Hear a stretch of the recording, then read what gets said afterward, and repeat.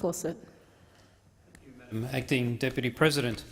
One of the great things about working in Parliament, and I've had the privilege of being both in the other place as a member of the lower house and here in the Senate, is that you get to work with people in our community who are in the worst of places, who need help, who've fallen through the cracks, but you also have the privilege of attending many celebrations and opportunities to look at the best of our society and the things that are working well.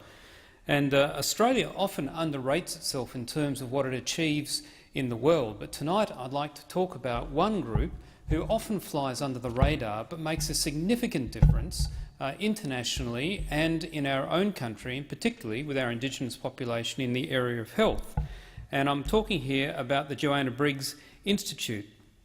Now, Joanna Briggs Institute is a not-for-profit group in Adelaide that aims to use the best evidence-based training to help health professionals from around the world to deliver health outcomes to those who are in most need in disadvantaged communities. Now, it's housed within the University of Adelaide in South Australia, and it's a team of dedicated professionals including doctors and nurses, scientists and other professional officers and allied health professionals.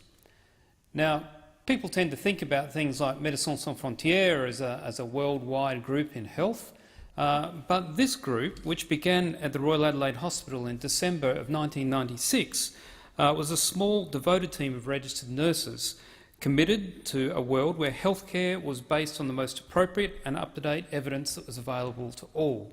And this is a great example of a small group of people passionate about what they believed in, who have made a difference in the world.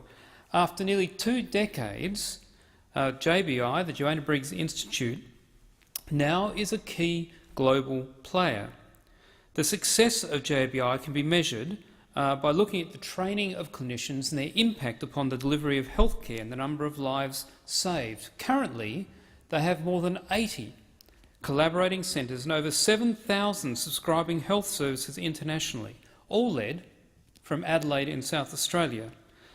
The international collaborative effort involves some of the world's best universities, hospitals and sometimes entire countries, which is a fantastic effort. I had the privilege recently of attending a function by the Joanna Briggs Foundation, which is the fundraising arm of the JBI, and the Foundation's aim is to help support the JBI to continue with its work, not only in the research but importantly in terms of reaching out to people and bringing them either to Australia or if they're within Australia to Adelaide to receive that evidence-based learning so that they can take that best practice back to their country.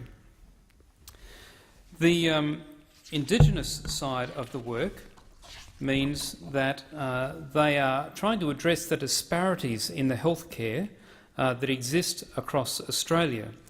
The mortality rate for infants amongst Indigenous people, as you'd well know, Madam Acting Deputy President, is high, sometimes 3 times higher than national average, with 15 deaths per 1,000 compared to 5 per 1,000 for others, as well as high rates of infection for contagious and potentially life-threatening diseases, particularly STDs, tuberculosis, eye and gastro-type diseases.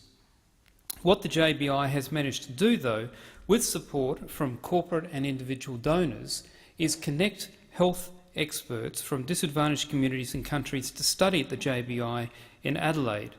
They are equipped there so that they can take the learning back to their communities and make a real difference. Recently, the JBF, so the Joanna Briggs Foundation, funded a group of 10 African medical specialists to participate in a fellowship program before they went back to their communities to contribute there. For people listening to this debate, the Foundation is looking for partners. They're looking for both corporates, private individuals to partner with them. Their website is the joannabriggsfoundation.org, and they are working to develop the strong medical research knowledge bank for the developing world to facilitate people coming here to access that knowledge. It's a good news story out of Australia of a group of dedicated people who've decided that they can make a difference, have invested themselves into that, and with the support of corporates, philanthropists, both private as well as a range of individuals who've committed time and effort to this. It's making a difference in the world, and it's a good example of where Australians are continuing to be good national, global citizens.